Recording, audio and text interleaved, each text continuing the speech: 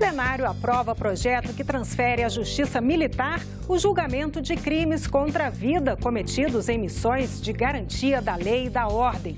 Presidente do Banco Central diz em audiência que a economia do país está em processo de recuperação. E abaixo-assinado contra projetos de regulamentação do Uber conta com mais de 800 mil assinaturas. Destaques desta edição do Senado Notícias.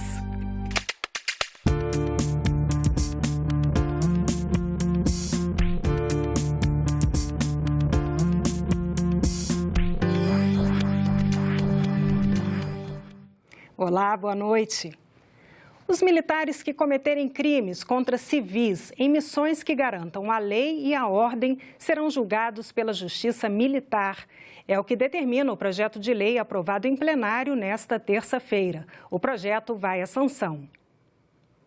Rio de Janeiro, favela da Rocinha. Em setembro deste ano, cerca de 1.000 homens das Forças Armadas foram convocados para reforçar a segurança na comunidade após conflitos entre traficantes. Uma cena que tem se tornado rotina no país. Mas hoje, se um militar mata um civil em uma missão como essa, ele será julgado pelo Tribunal do Júri, ou seja, pela Justiça Comum. Pela proposta aprovada pelos senadores, o julgamento passa a ser feito pela própria Justiça Militar. E aí não querem dar uma proteção legal a esses militares que estão lá cumprindo uma determinação constitucional, porque é o presidente da República que convoca as Forças Armadas para essa missão na Força Nacional, com autorização do ministro, a pedido do ministro da Defesa, por convocação do governador do estado do Rio de Janeiro. Esse projeto simplesmente e irresponsavelmente banaliza a utilização das Forças Armadas como polícia. A maioria da bancada do PT também se posicionou contra. O líder do partido, Lindbergh Farias, argumentou que o projeto foi feito para as Olimpíadas e que deveria ser prejudicado. Eles votaram, os deputados, com a vigência era 31 de dezembro. Se eu não me engano, nós estamos em 2017. Como é que nós vamos votar um projeto que tem um prazo final de vigência 31 de dezembro de 2016? Isso não se sustenta.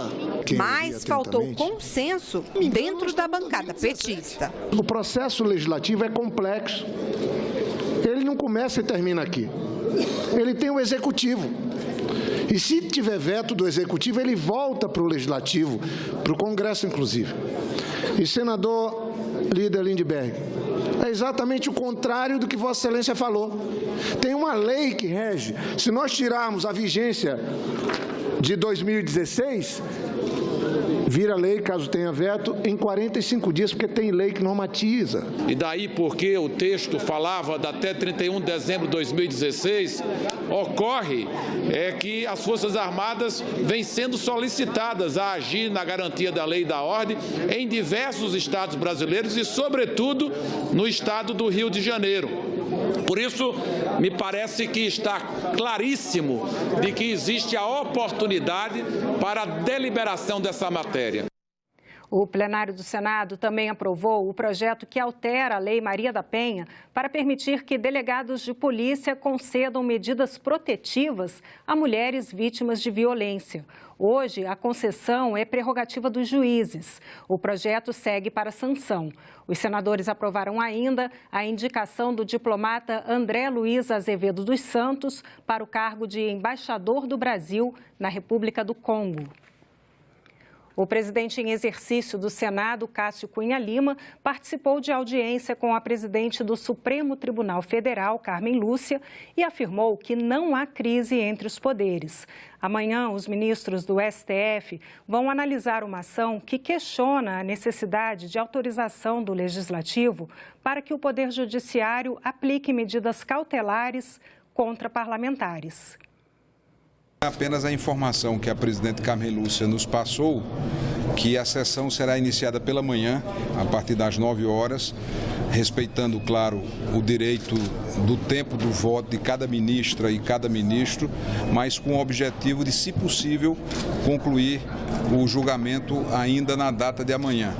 Então a conversa foi amistosa, foi descontraída em vários momentos e apenas sobre o julgamento, além desse aspecto do início da sessão às 9 horas, a garantia que naturalmente o Senado terá a palavra na sessão, se a Câmara dos Deputados também se manifestar, também terá direito de sustentação oral dos advogados, além dos partidos que são os autores da ação. Foi uma visita de caráter institucional, um ato de civilidade institucional para demonstrar ao país inteiro que o país está num clima de normalidade, que não existe confronto, não existe disputa, não existe uma pseudo-guerra entre Senado e Supremo. Vamos aguardar a decisão que virá amanhã do plenário, que vai esclarecer a dúvida que surgiu no julgamento da primeira turma. O presidente do Banco Central diz que o recurso público será o último a ser utilizado para socorrer os bancos em dificuldades. A afirmação foi feita em audiência pública na Comissão de Assuntos Econômicos do Senado. Ilan Goldfein falou aos senadores que a economia brasileira está em processo de retomada e apresentou números que mostram a recuperação. Ilan Goldfein destacou a queda da inflação, que passou de 10,7% no final de 2015 para 2,5% em setembro deste ano. Ele também comemorou a queda na taxa de juros e a retomada da economia.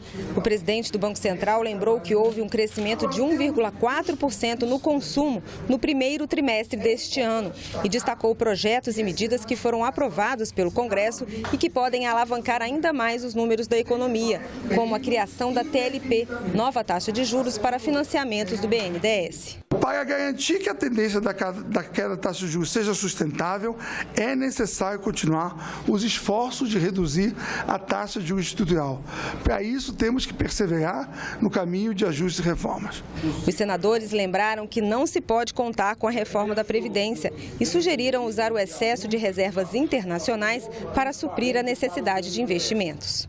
Para que se tenha uma ideia, as necessidades de financiamento externo estão em torno de 150 bilhões de dólares, incluindo o setor privado, enquanto as reservas representam hoje mais de 365 bilhões. Hoje, o nível de reserva do Brasil permite praticamente que se financie as importações, admitindo que tudo parasse, quase 2 anos e meio de financiamento das importações. Quer dizer, é algo que fica além do que, de qualquer parâmetro que se observe. Está claro que na medida em que você monta as reservas com endividamento, que foi o que nós não temos um fundo soberano que acumulou algum recurso natural, que foi com esse excesso foi pago, nós acumulamos reservas nos endividando. Então, é claro que se um dia, em algum momento, houver espaço, isso é para abater a dívida. Não para, as reservas seriam feitas para bater. Não é o momento, na minha opinião.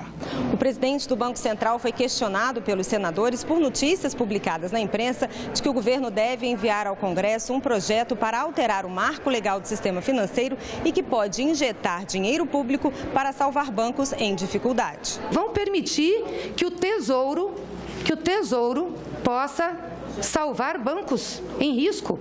Aí eu quero fazer uma pergunta bem simples. Vocês vão privatizar a Caixa, vão vender a Caixa para pôr dinheiro no Tesouro, para o Tesouro depois ajudar os bancos privados? A possibilidade de rasgarmos a lei de responsabilidade fiscal para poder socorrer bancos com dinheiro do Tesouro, com dinheiro dos contribuintes. O presidente do Banco Central disse que esse projeto está em estudo há algum tempo. O projeto faz, e isso é muito importante, ele faz tudo para preservar os recursos públicos. O contribuinte é o último. Não adianta a gente não falar nada, não fazer a ordem, ver como é que o acionista entra, o controlador entra, o credor entra.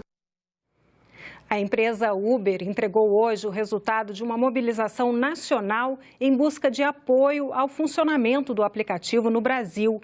São 815 mil assinaturas pedindo a derrubada do projeto aprovado pela Câmara, que dita novas regras de funcionamento para os aplicativos de transporte privado. O projeto está em discussão no Senado. Representantes da empresa e motoristas de Uber chegaram cedo ao Senado, trazendo caixas e mais caixas com as assinaturas.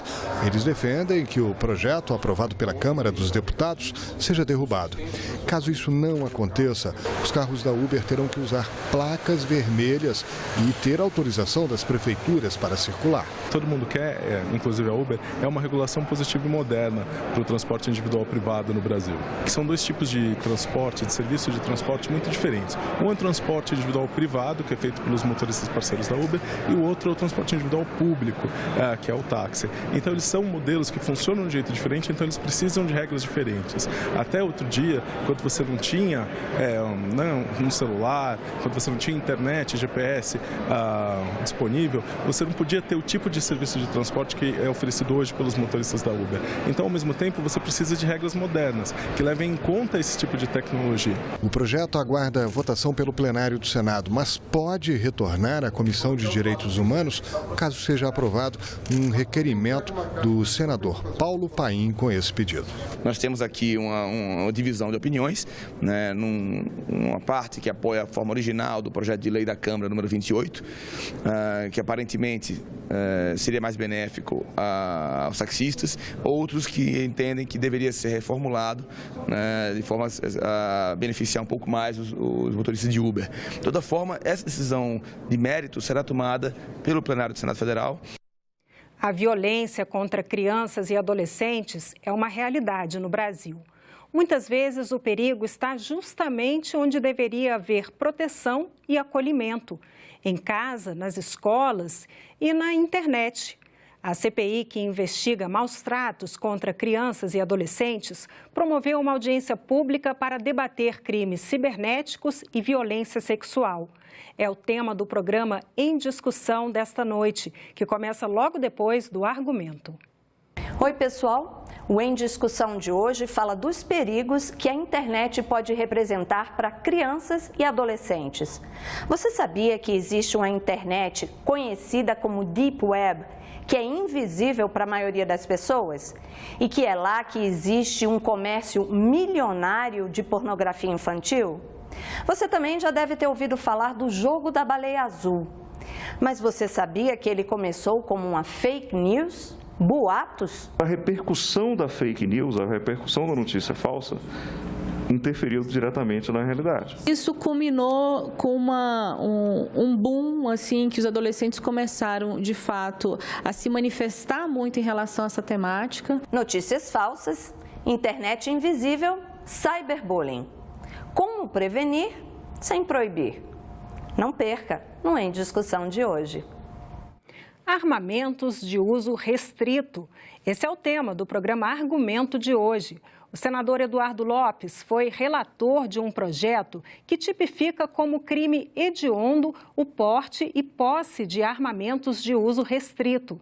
Na conversa com a jornalista Tânia Horman, o senador fala sobre a tramitação da matéria. O programa Argumento começa daqui a pouquinho, logo depois do Senado Notícias. E nós ficamos por aqui. Você pode rever as reportagens desta edição na nossa página na internet, senado.leg.br/TV. Muito obrigada pela companhia. Continue sintonizado aqui na TV Senado.